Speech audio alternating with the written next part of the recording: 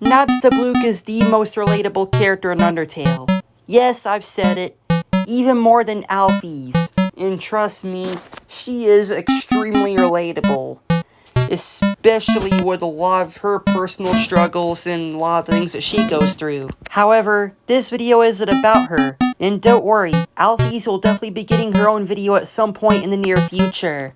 So why not talk about a side character first, like Nabstablook? Plus, they're one of my favorite characters, and nobody talks about them.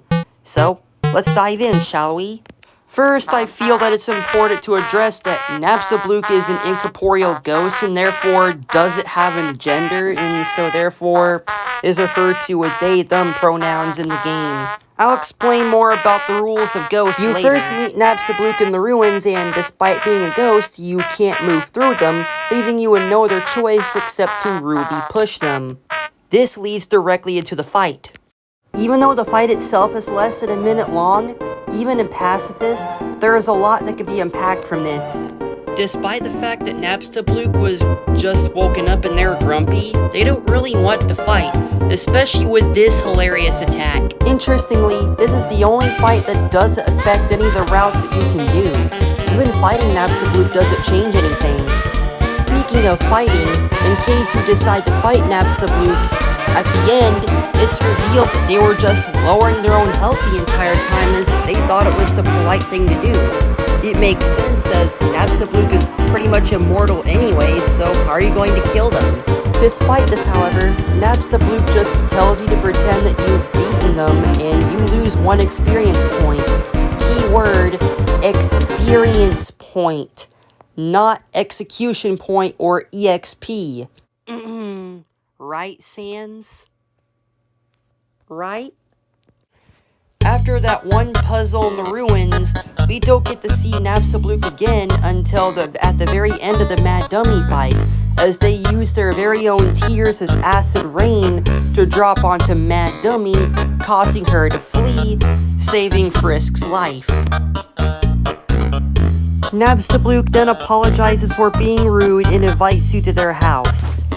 In case you go east of Nabstablook's house, you'll find Nabstablook's snail farm. They said that their #1 customer disappeared one day, and so now it's just some hairy guy that shows up once a month. This fits the MO of a certain goat lady near the beginning of the game, and once again, despite everything, this small piece of dialogue implies that Asgore still loves Toriel. Should you enter Nabstablook's home, they grant you hospitality by allowing you to explore their house. In case you were to play any of the 3 CDs in Nabstablook's house and then go south, you get this hilarious interaction. What the heck is this music? I don't know, dude, but it's spooking me out. This is worse than Chiron. No way, Chiron is way less scary. If you're so scared, why do you keep winking? These are winks of fear. Forget it, this beat is too filthy.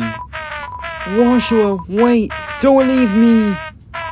Is this creepy music my punishment for being creepy? Please, stop, I'll never creep again. What? Sorry everyone, I just had to voice act that scene. Anyways, in case you were to try to open Nabstablook's fridge, they will just go up to the fridge and ask you whether you're hungry, and they will pull out a ghost sandwich and offer it to you. In case you were to accept it and try to bite into it, you would just phase right through it, as expected. Nabstablook will then ask you to lie down with them, stating that it's a family tradition. In case you decline, Nabstablook will just move right through their house and refuse to speak with you further. Should you accept Nabstablook's offer, however, and you are to lie down for a moment with them without moving, the screen will eventually fade away into stars and galaxy, leading to a common misconception that Nabstablook drugged the ghost sandwich and therefore made you high during that moment. By far the funniest example of this is this clip from Etika. What the fuck?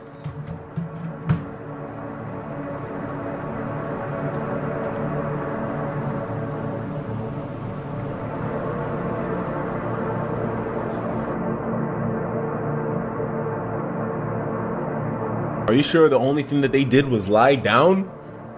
Cause it looked like they took some loud, my boy. Nah, fuck this. That can't be loud. That's some fucking acid right there. What was in that ghost sandwich? What the fuck was in that ghost sandwich? Niggas on an LSD trip. Oh shit. These niggas are having themselves an Undertale. Like, oh my god. However, I highly doubt that Nabstablook would do that, as they are a kind-hearted individual. Pun intended, of course.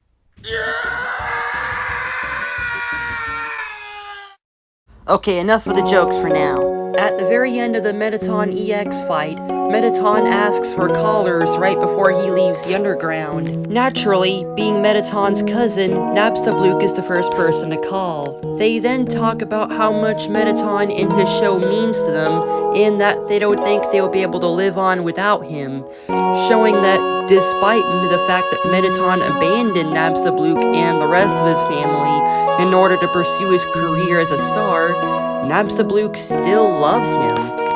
This is enough to convince Mettaton to accept calls from other fans, where they then all say similar things. This is enough to cause Mettaton to look past his ego for a change, and see that the underground needs him and that he needs to stay underground for a little bit longer, causing him to spare Frisk. This information is further emphasized in the pink and red house right next to Nabstablook's. Here, Mettaton talks about his personal problems with both of his cousins, Nabstablook and Mad Dummy, now Mad Mew Mew, along with one of his close friends, Shiren and her sister. In these diaries, Mettaton also talks about his struggles as to whether he should go and pursue his dreams or stay with his family.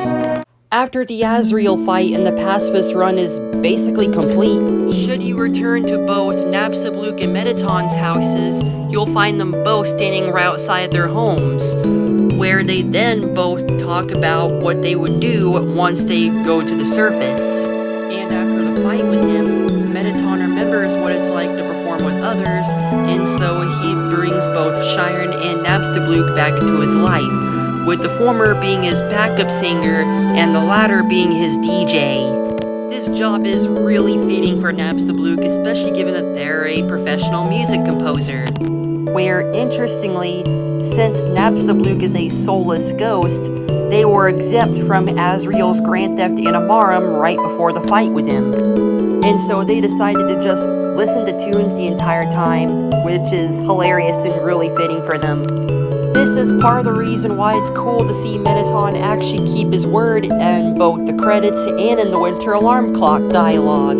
So we get to see a glimpse into Nabstablook's life post-pacifist, where they talk about that Mettaton wants to hire them to work at a ski resort and use their tears to create frozen ice at the resort. It's cool that Nabstablook is one of the few side characters that actually got their own segment in the Winter Alarm Clock dialogue, showing you that they're important to the story despite their small role. Sorry for shouting all the exposition. Nabstablook is my favorite side character, and a lot of the things that they go through are very similar to what I go through, so I felt I needed to talk about them. Plus, isn't it ironic that despite being a ghost, Nabstablook is very shy and has a very low self-esteem? Plus, despite being a ghost, Blookie is the opposite of scary, as they are very scared themselves. Which makes them even more relatable in my opinion. What about you? Sorry for not making a video in a while, I have a lot of problems. Though recently I finally found the chance to make a video, and I've been wanting to make a video on Nabstablook for a while now, so here it is. Now, after I'm done making this video, I'm going to go lie down and feel like garbage, and I hope you all can do the same thing. In the meantime, bish beta!